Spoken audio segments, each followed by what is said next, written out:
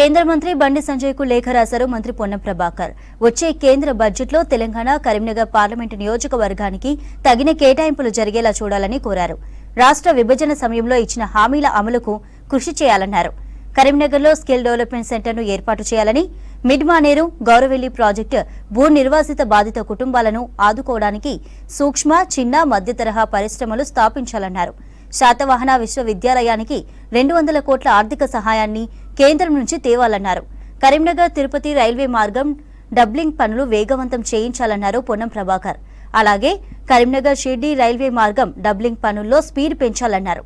హుస్నాబాద్ కు medical college మంజూరు చేయించాలని సంజయ్ ను కోరారు.